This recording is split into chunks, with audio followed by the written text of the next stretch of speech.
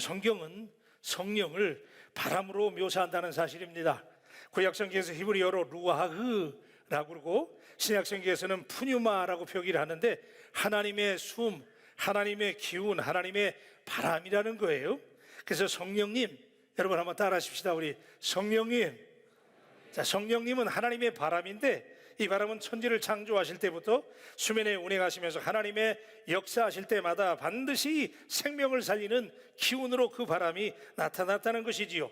특별히 여러분이 기억하시는 것처럼 성령님이 가장 드라마틱하게 등장하신 것은 예수님이 승천하신 다음에 그의 제자들이 예루살렘의 한 다락방에 모여가지고 성령님을 사모할 때 호련히 하늘로부터 급하고 강한 바람 같은, 그리고 불의 혀처럼 갈라지는 것이 거기 모여있는 모든 사람 위에 충만하게 임했던 장면이지요.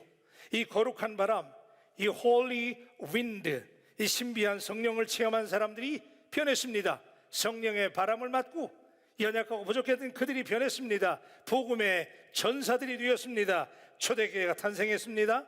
우린 이 사건을 오순절 성령 강림 사건이라고 부릅니다. 여러분, 해마다 우리가 성령 강림 주일이 되면 교회들은 사도행전 2장의 오순절 성령 강림 사건을 언급하면서 그때처럼 우리도 이런 신비한 능력을 체험하자, 성령이 임했을 때 신비한 능력이 임했는데 우리가 신비한 능력을 체험하자라고 강조하곤 하는데, 오순절 성령 강림 사건에서 정말 중요한 것은 그런 신비한 능력, 초자적인 현상이 아닙니다. 그런 현상을 일으키시는 성령님의 목적이 중요합니다. 성령 받은 사람들로 하여금 나타내시려고 하는 하나님의 뜻이 중요해. 근데 우리는 우리도 그런 능력을 받자, 그런 신비한 체험을 하자, 그거 좋아요. 그런데 그런 능력과 신비한 체험을 한 이후에 어떻게 변화됐느냐? 그 연약한 사람들이 하나님의 영이 내주하는 사람, 하나님의 영으로 충만하게 됐을 때 초대교회 신들이 어떻게 바뀌었느냐? 우리가 그걸 추적해 보면서 오늘 너희 마음속에 하나님의 영이 거하시면, 오늘 이 질문을 우리가 답하면서 성령이 충만한 사람은 어떤 사람일까? 성령에 바라맞은 사람은 어떤 사람일까? 첫째는 성령 받은 사람은 생각이 변화되는 사람인 줄로 믿습니다. 여러분, 오늘 말씀 8장 5절로 6절에 보니까 육신을 따르는 자는 육신의 일을, 영을 따르는 자는 영의 일을 생각하나니 육신의 생각은 사망이요 영의 생각은 생명과 평안이니라. 자, 여러분, 우리가 이 말씀에서 알 수 있는 것은 성령을 받은 사람, 성령을 따르는 사람에게 나타나는 가장 중요한 변화는 생각의 변화라는 사실이지요. 영을 따르는 사람, controlled by the Spirit, 성령에 의해서 조종되는 사람, 여러분이 성령의 사람 되시기를 주의 이름으로 축원합니다. 성령의 사람에게 나타나는 가장 대표적인 현상은 생각이 바뀌어요. 그래서 영의 일을 생각하고 이 영의 생각은 생각과 생명과 평안을 우리에게 가져다 주는데, 여러분, 우리가 하나님을 믿잖아요, 그죠? 아멘 한번 하십시다. 우리가 하나님을 믿습니다. 자, 우리가 하나님을 믿는다라고 말할 때 그것은 무턱대고 모든 것을 다 믿는다는 것을 말하는 것은 아닙니다. 하나님을 믿는다라고 하는 것은 하나님이 아닌 것은 믿지 않는다는 고백입니다. 그러니까 하나님의 영을 따르는 사람, 성령에 이끌리는 사람은 영적인 일과 육적인 일을 구별할 줄 아는 사람 된다는 거예요. 하나님을 주인으로 믿게 된 사람은 육적인 세상 일에 마음이 이끌리지 않는 것입니다. 그래서 예수님 말씀하시기를 한 종이 두 조인을 섬길 수 없다라고 말씀하신 이유는, 내가 하나님을 믿는다. 여러분, 저거 아까 아멘 하셨지만 내가 하나님을 믿는다고 그랬을 때 하나님 이외에 다른 것은 믿지 않는 믿음의 사람들이 되시기를 주님의 이름으로 축복합니다. 이런 의미에서 우리가 믿는다, 이 믿음이라고 하는 것은 선택을 의미합니다. 내가 무엇을 믿기로 선택했다면 그것은 동시에 무엇을 믿지 않아야 되는지를 구별할 줄 알아야 된다는 거예요. 그럼에도 불구하고 하나님을 믿는다고 고백하고 예수 믿는다고 고백하면서도 허접한, 우리가 믿지 않아야 될 세상 것들에 기대서 거기에 미련 두고 집착을 두고 살아간다면 당신은 성령에 이끌리는 사람이 아닐 가능성이 대단히 높아요. 성령이 임하시면 그래서 제일 먼저 나타나는 현상은 생각의 변화입니다. 생각이 바뀌면, 여러분 너무 잘 아시죠?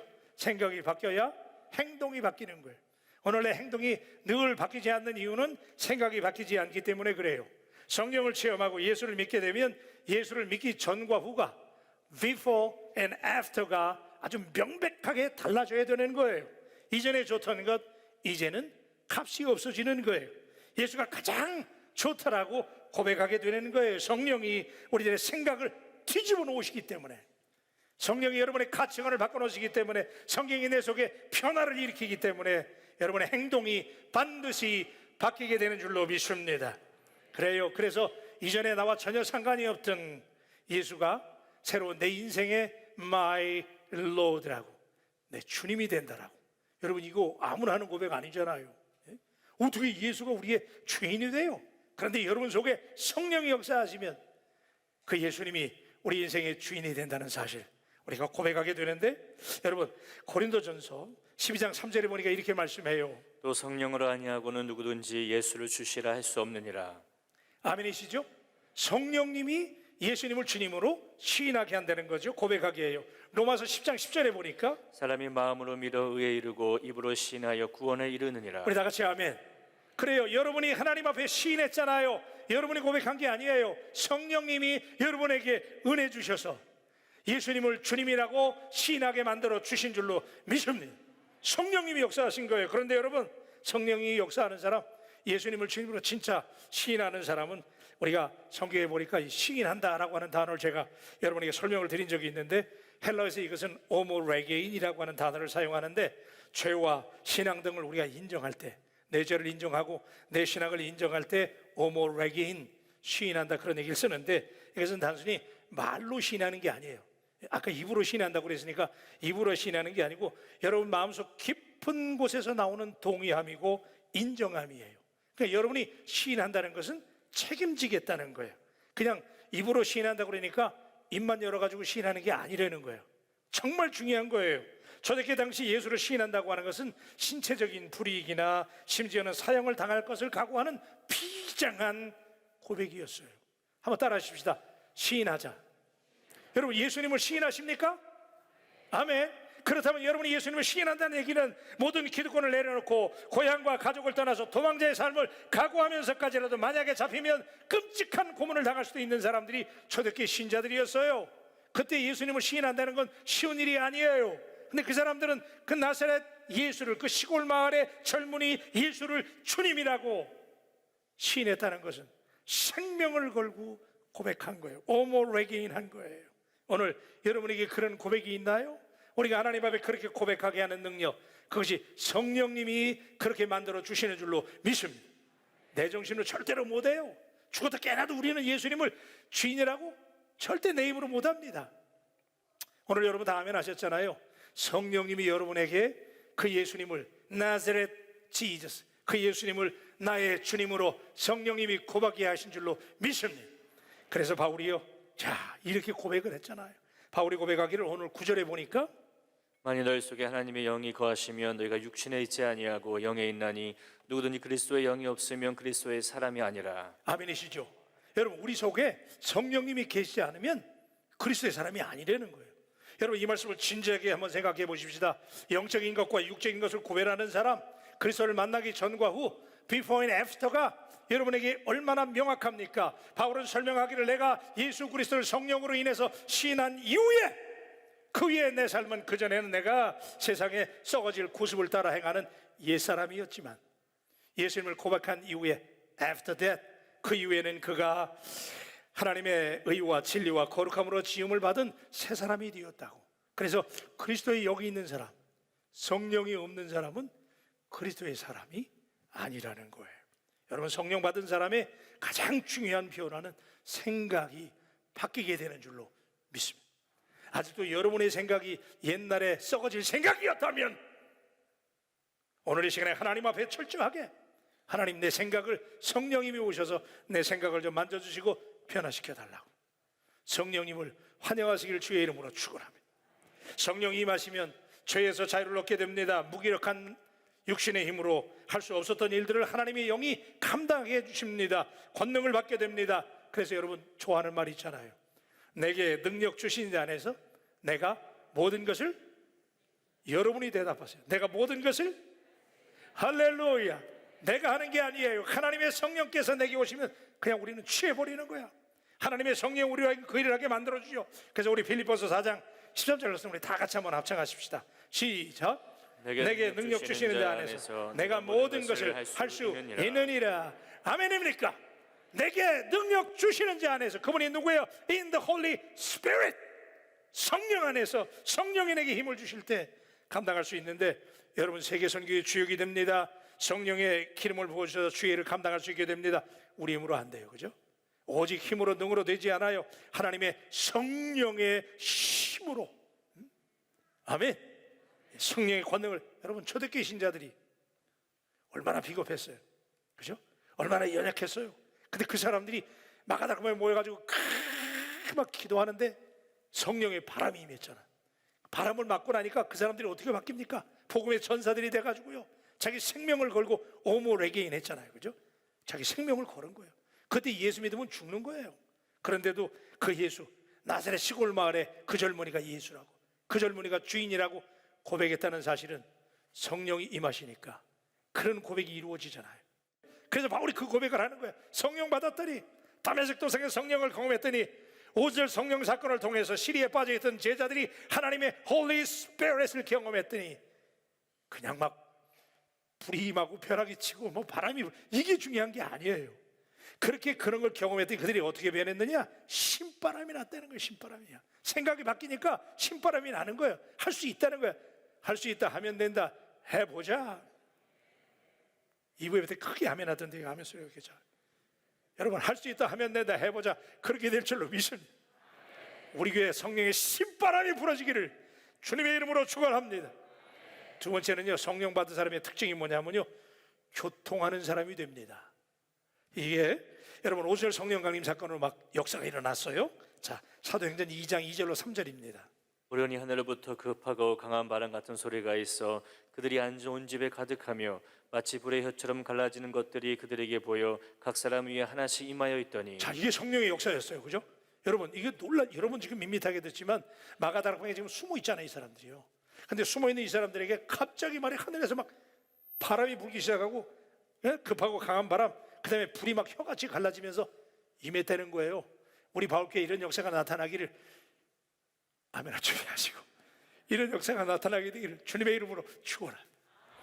우리 교회가 그런 교회잖아요. 그런데 여러분 그런 능력 받아들이는 게 중요한 게 아니에요. 진짜 중요한 게 뭔지 아세요? 이 사람들이 성령의 말하게 하심을, 그걸 체험한 다음에 이 사람들이 성령의 말하게 하심을 따라서 각각 다른 언어로 하나님의 크고 위대한 일을 말하기 시작했다는 거야.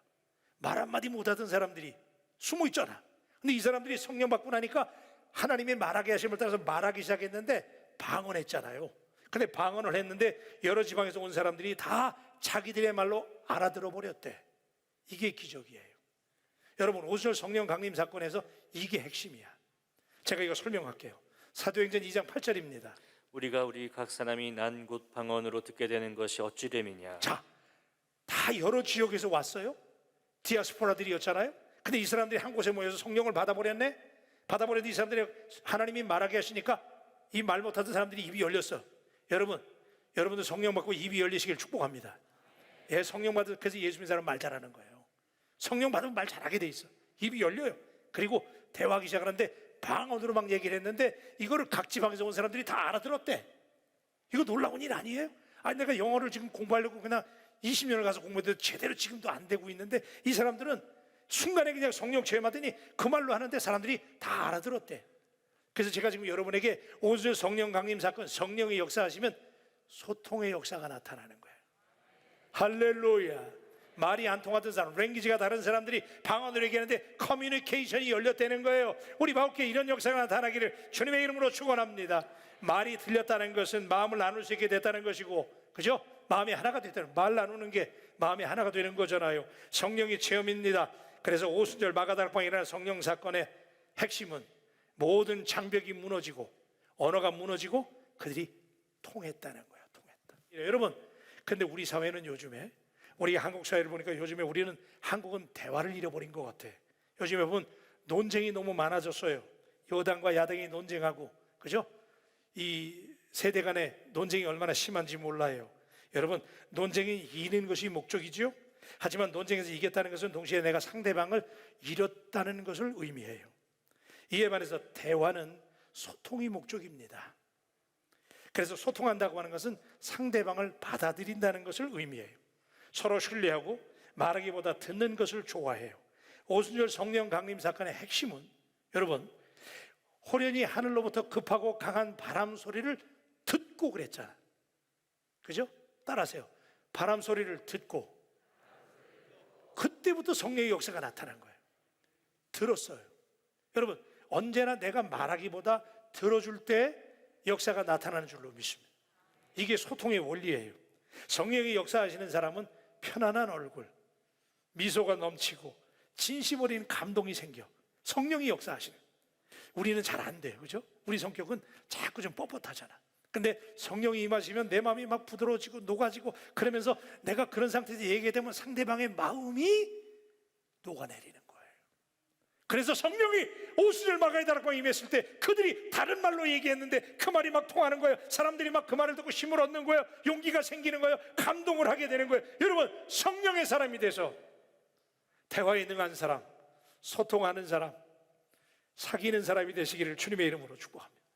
여러분, 하나님의 성령이 우리 생기 속에, 우리 마음속에 들어가면 하나님의 영은요, 소통의 영이야. 성령님은 소통하게 하시거든요. 어느 집에 도둑이 들어갔어요. 그런데 이거 싫어합니다. 몸이 좋지 않은 이 청년 강도가 집에 들어가서 식구들을 다 안쪽에다가 묶어놔 버렸어. 묶어놨는데 그 집에 막내둥이 아들 하나만큼은 묶어놓지 않았어요. 왜 그러냐면 그 막내둥이 하나가 이런 말을 했기 때문에 그는 묶어놓지 않았어요. 그 막내가 도둑이 들어왔을 때 얼떨결에 이렇게 얘기했어요. 형, 우리 집은 돈 없는데. 막내가 얼떨결이었지만은 그를 형이라고 불러줬어. 그랬더니 모든 사람들은 강도를 보면 다 두려워하고 증오하잖아요. 근데 얘는 자기보다 나이가 좀 더 들어 보이니까 얼떨결에 형뻘쯤 되는 줄 알고 도둑이잖아, 그 친구가. 근데 그 친구를 향해서 자기도 모르게 형 그런 거예요. 강도는 감동을 받았는지 막내를 묵지 않은 대신에 이곳저곳에 데리고 다니면서 문을 열도록 했는데, 막내 아들이 강도를 졸졸졸 따라다니고 보니까 이 강도가 벌벌 떨고 있는 거야. 그러니까 그때 그 막내가 강도를 향해서 이렇게 말합니다. 형 지금 떨고 있네. 아, 형, 내 신고 안 할 거야. 근데 형, 내가 형 얼굴을 봤어. 그래서 길거리에서 형 보면 혹시 아는 척 해도 돼? 그래서 그랬더니 강도가, 아이, 내가 강도짓 수년했지만 별놈 다 봤네. 오늘 재수없는 날이네. 그러더니 강도가요, 가족들을 털끝 하나 안 건드리고 그대로 나갔다는 거 아니야? 삐거나 말거나. 여러분, 막내의 천진함은 강도로 하여금 한 인간이 가지고 있는 따뜻한 사랑을 발견하도록 했기 때문에 어쩌면 그 강도가 그냥 나갔을 거예요. 사람은 누구나 인정받고 싶어하는 욕구가 있습니다. 그래서 누군가 자신의 자존감을 인정해주고 존중해주면 금방 신나고 감격하고 감동하지만, 그러나 거꾸로 자존심에 상처를 주거나 인정해주지 않거나 비하하면 아주 거칠게 저항하고 반격합니다. 우리 공동체에서 일어나는 어쩌면 대부분의 사건들은 따지고 보면 자존감에 치명상을 입은 사람들의 극단적인 저항이고 반항에 몸치실 수 있습니다. 사회적인 동물인 인간은 누구나 다 소통을 원해요. 공감을 원합니다. 소통은 우리 존재의 갈망입니다. 그런데 여러분, 이 소통은 기술적으로 되는 게 아니에요. 그죠? 대화는 잘 안 돼. 소통하기가 참 어려워요. 그래서 인간관계가 힘든 거예요.